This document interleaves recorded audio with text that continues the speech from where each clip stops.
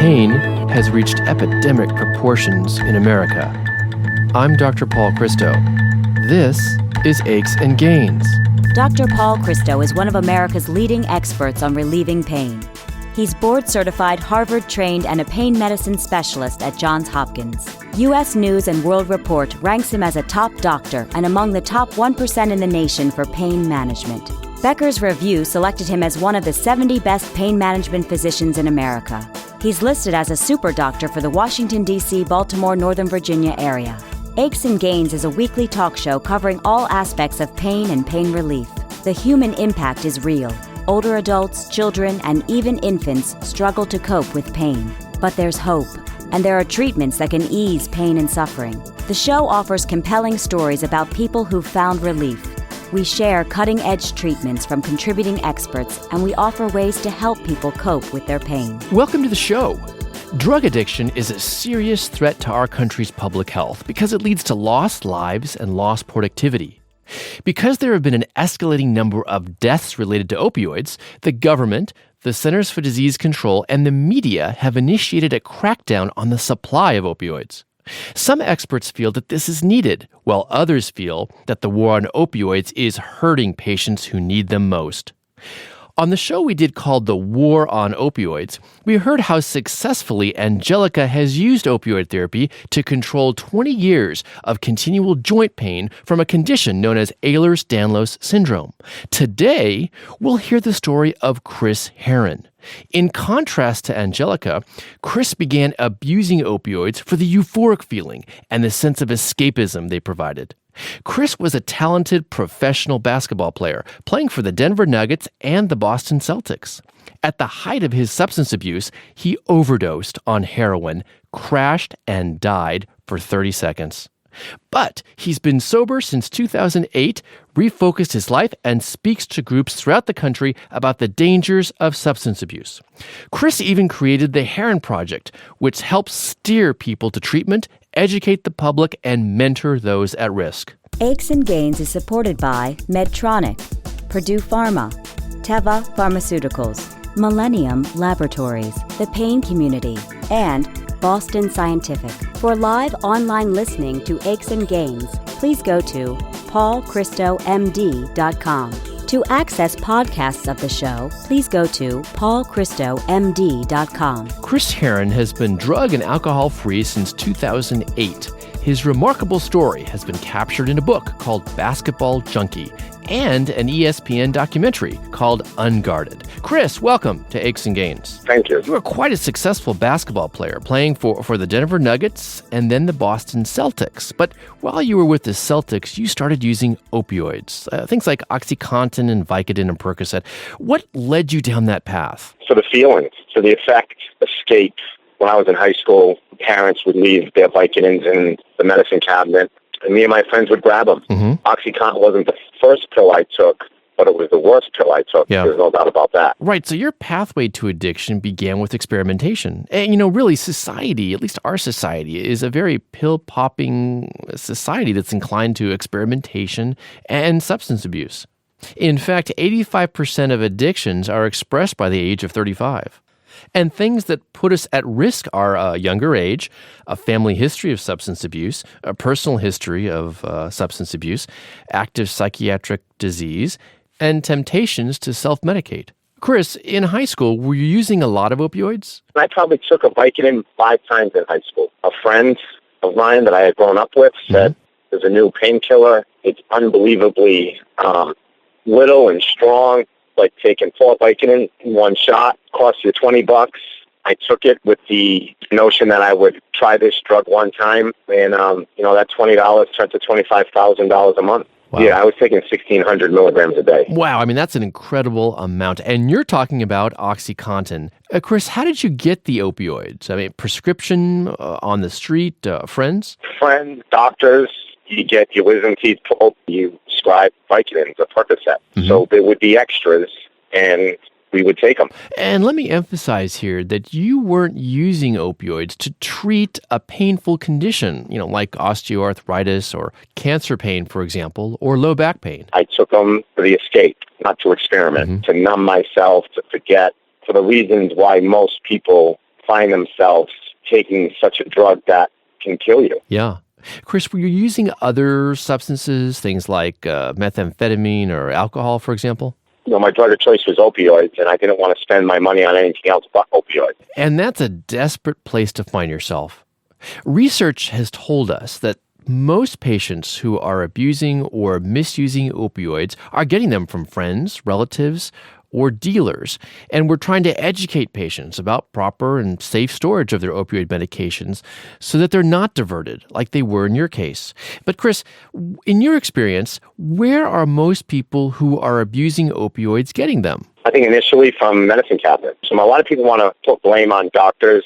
You have to be honest with the doctor. Mm-hmm. If you say your pain level is low, they're not going to give you OxyContin or Percocet. Right. If you say it's high, they're going to give you what they believe you need to get through your pain. My thing with doctors is I think 12 years of education, they should rely on their self-diagnosis than the honesty of a patient. Well, actually, we do rely on the honesty of patients, and we use tools like opioid agreements and urine drug monitoring and opioid pill counts to try to reduce the risk that is associated with the use of opioids in patients. I think you're talking about two different populations here, the addict versus the pain patient. I've dealt with high-level doctors playing professional sports. On a scale of 1 to 10, what is your pain?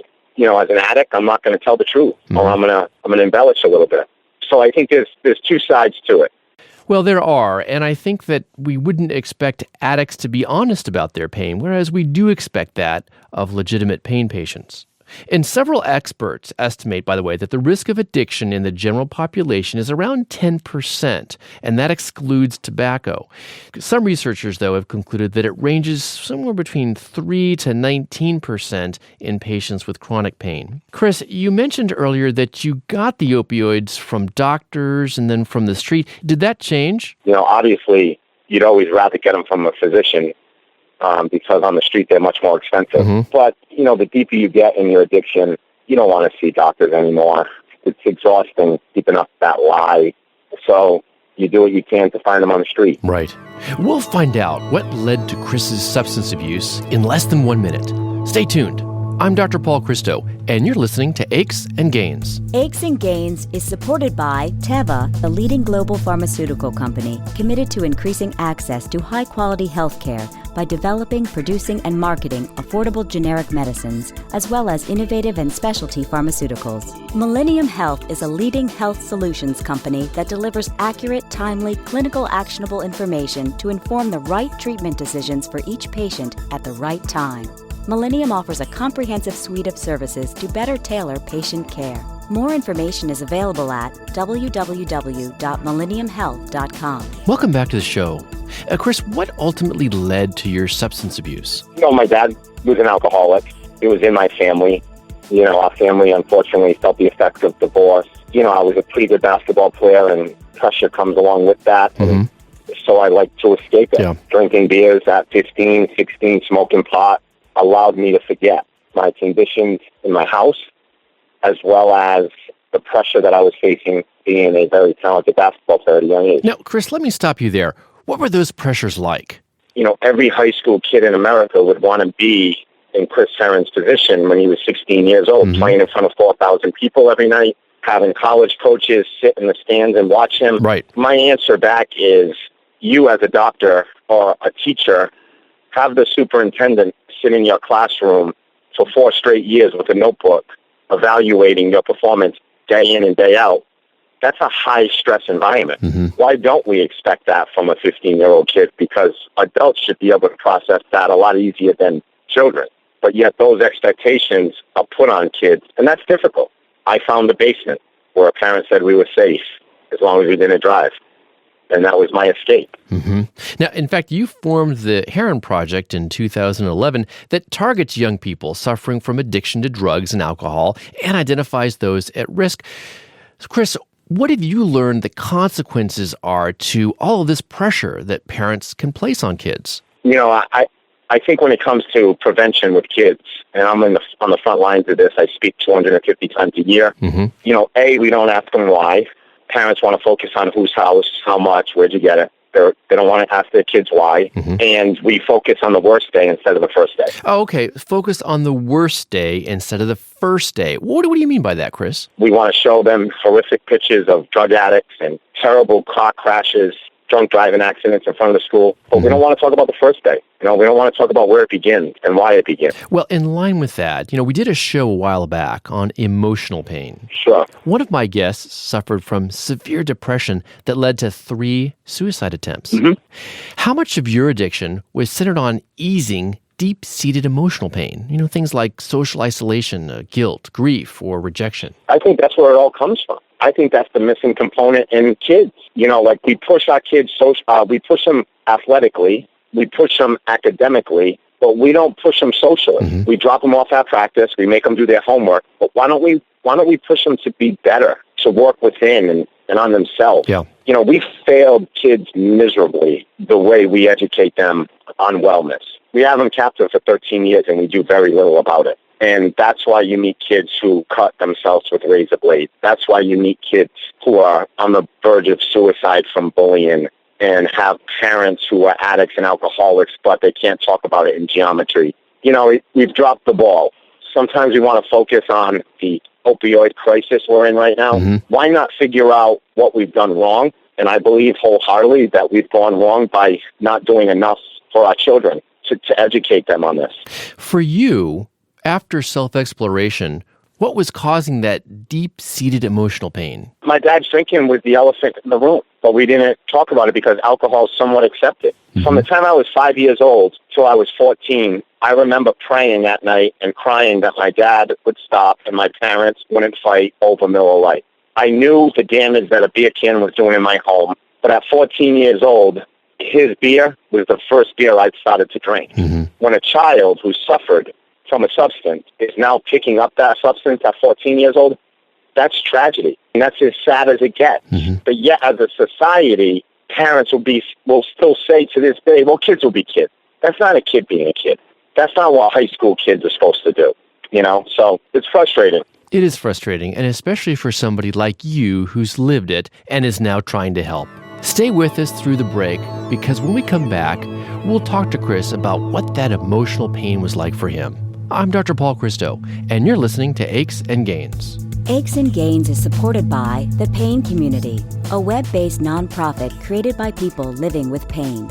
Check out paincommunity.org for information, references, advocacy tools, and a premium section to securely interact with other members in forums and chat rooms. Boston Scientific, a leader in microelectric implantable technologies used to treat chronic neuropathic pain. Welcome back. When I feel emotional pain, I often feel it in my abdomen. My gut. It's visceral. What was it like for you? It was dark. It was lonely. It was daunting. It was sad because I saw what it did to my mom. It was impending doom. I knew something bad was going to happen. And sure enough, it did. When I was 17 years old and my parents got divorced, I knew that day was coming. It took years to get there. But that impending doom, that something around the corner something was going to give. Yeah. It must have been really tough, especially given that you were that young. It was nerves, anxiety. It's hard to go back to, when I was 14. But most of it was, I didn't understand it. And to be quite honest with you, I don't understand why people around me never said to me, there were days you used to cry about this and now you're drinking it. That's not okay. It's not okay. On the other hand, I think it's pretty tough for most people to reach out to someone in need that personally. Did you ever feel that your emotional pain manifested itself as physical pain somewhere else in your body? It came out in many forms, whether it was emotional outbursts, anger in classrooms, amongst friends. I'm sure there were many episodes of me displaying, that angst, that emotional pain I was going through throughout that process. Right. There was a study done in 2008 in the Journal of Psychological Science, and they found that pain caused by emotional distress was felt more deeply and for a longer period of time than pain caused by physical injuries. Did you experience that? Because, you're an athlete and you certainly did sustain injuries from basketball and other sports. Have you found a difference between physical pain and emotional pain. Emotional pain is much, much worse than physical pain. Why do you think that is? Why? Because physical pain you can wrap in a cast, you can throw ice on it, you can take aspirin, Advil. Emotional pain takes time, and there's forgiveness on both ends. You have to search and work to get to the place that allows you to get through it. Mm-hmm. And there's a lot of reflection, self-reflection, and raw honesty. It's not easy getting there, but when you're able to, there's no better feeling. Mm-hmm. It seems that both physical and emotional pain can certainly hurt when they occur, but emotional pain can recur over and over again in our minds, whereas physical pain is remembered as a painful event that happened at a certain time in the past. Absolutely. Emotional pain, it's hard to escape. It is hard. Sure. And many who end up abusing drugs and develop the disease of addiction have a history of trauma or trying to self-treat conditions like depression or anxiety and have a genetic predisposition. And picking up on the genetics, you certainly had a genetic factor because you mentioned earlier that your father was an alcoholic. Thanks, Dad. But then when you think about it, I believe they say you're 40 times more likely if you're genetically predisposed than the person who isn't. Then you take in the culture that you grew up in with that alcoholism, and then your numbers have to increase. It's the nature that you're growing up in. So if you're 40 times more likely just because you have the gene, grow up with an alcoholic, and I'm sure the numbers spike drastically. Sure. And in fact, it's estimated that alcoholism, for instance, is 40 to 50% genetic. And you were then abusing both alcohol and opioids, right? Yes. Alcohol abuse can lead to serious medical consequences like cerebellar degeneration and memory disorders and things that interfere with the transfer from short-term to long-term memory storage. Did you experience this? I did not. Well, that's fortunate. Were you abusing other substances besides alcohol and opioids? I've done them all. It started with the red Solo cup in a basement, drinking beer. That's where it started. I think that's where we all begin, by taking a couple of sips. And then a couple of sips don't work, so you take a couple of more sips, and then you smoke a joint. A couple of hits don't work, so you smoke a whole one. Right. So it started with alcohol, and then it progressed to other drugs. I went from drinking to smoking to doing cocaine in college, from cocaine to pills to heroin, some methamphetamines, ended with vodka. Wow. Chris, we noticed changes in eating patterns with substance use and abuse, things like weight loss associated with amphetamine use and heroin use, and weight gain from marijuana use. What happened to you? Not drastic weight gain or weight loss. Obviously at night when I was starting to begin withdrawal, sugar played a big part. I found myself at 2 o'clock in the morning trying to eat as much sugar as I possibly can. As far as drastic weight changes, you couldn't tell visually. I was playing for the Boston Celtics, taking 1,600 milligrams of Oxycontin. I was an NBA basketball player when I was in the thick of addiction. It sounds like drug abuse didn't have much of a change on your athletic appearance then. Stay with us. When we come back, we'll ask Chris a question that he may not want to answer about his sex life. I'm Dr. Paul Christo, and you're listening to Aches and Gains. Aches and Gains is supported by Medtronic, a global leader in medical technology, alleviating pain, restoring health, and extending life for millions of people around the world. Visit tamethepain.com to learn about treatment options for chronic pain.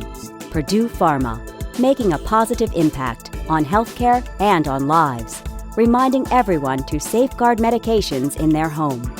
For cutting-edge treatments and resources, follow Dr. Paul Christo on Twitter or like Aches and Gains with Dr. Paul Christo on Facebook. Welcome back.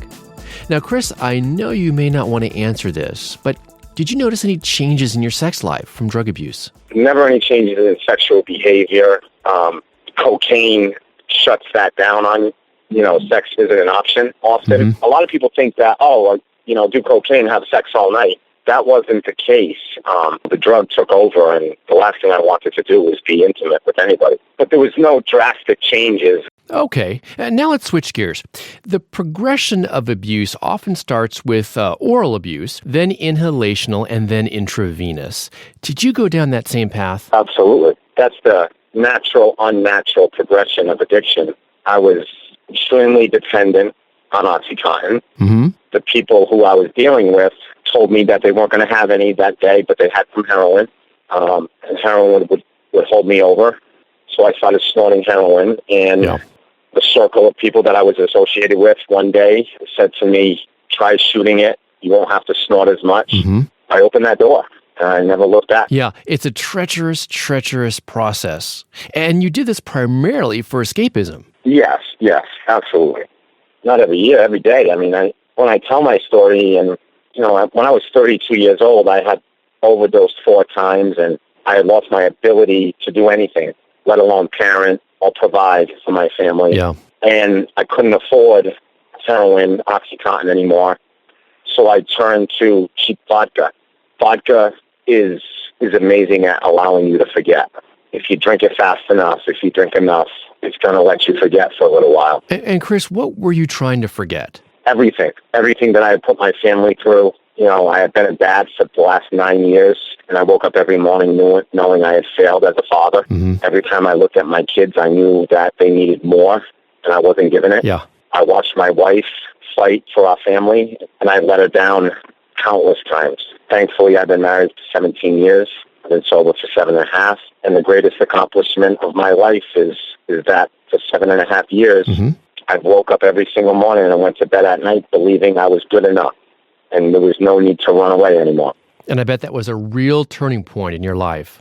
The reward system in the brain is really powerful. Studies on animals show that they will self-inject addictive substances to the exclusion of all else. I mean, they'll die of thirst, hunger even, at the expense of losing that reward. It's sad sometimes when I go on people's radio shows or TV shows and they'll intro me as a former NBA basketball player who lived his childhood dream by playing for the Boston Celtics, but threw it away because of drugs and alcohol. But yet they leave out my family. Yeah. Like, who cares about basketball? I mean, I was literally walking away from my kids every single day. Mm-hmm. And I was close, very close to losing them. So that's how powerful addiction is. Indeed. And we know that powerful hold may just not stop there and can easily end in death.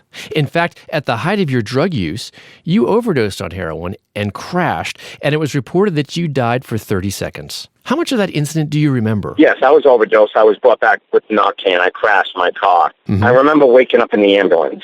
I remember starting my car. I could feel my lungs and my breathing slowing down, and I knew that I had to get somewhere, because I probably would have just died in my car on a side street and probably would have been found 2 days later. Mm-hmm. So I started driving, and I crashed a couple of miles away. I remember nothing about the ride. The 2 miles I drove, I don't remember. I thank God that I didn't hurt anybody else. Yeah. But I remember waking up in the ambulance with a police officer standing over me, explaining to me what had just happened. Wow, what a story. And I'm glad you're still here to tell it. By the way, Narcan is also known as naloxone, and it's an opioid antagonist. What that means technically is that it's like an antidote for opioid overdose. Chris, thank you for being here today. Thank you. Please join us for part 2 when we move from addiction to recovery. We have just enough time for a question, and here's one from Yvonne in Topeka, Kansas. Dr. Christo, I have a bad ligament tear in my foot. It's still weak and painful. I've done 6 months of physical therapy, and the orthopedic surgeon doesn't want to operate. One of my friends mentioned stem cell therapy. Would that help?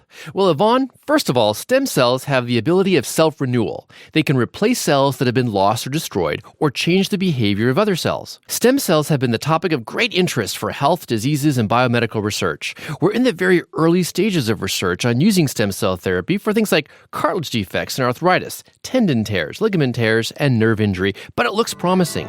The results seem better if the tear is larger, and I would consider consulting a specialist in regenerative medicine at this point. This may be an orthopedist, a pain specialist, or a sports medicine specialist. I'm Dr. Paul Christo, and you're listening to Aches and Gains. The views and opinions expressed in this radio program are solely the views of Dr. Paul Christo and do not necessarily express the views of this radio station and Johns Hopkins University School of Medicine, nor an endorsement by any or all of them of any of its content. This show provides medical information, not advice. Please consult your personal physician before engaging in any course of treatment or use of any of the techniques or products discussed on this show. Discussion of particular uses of products on this show have not been approved by any of the manufacturers of such products. To access podcasts of the show, please go to paulchristomd.com. That's paulchristomd.com. Aches and Gains is produced by Tom Blair and Ty Ford. Elsa Langford is the technical consultant and engineer. Dr. Paul Christo is the executive producer. Thanks for listening. This is Aches and Gains with Dr. Paul Christo.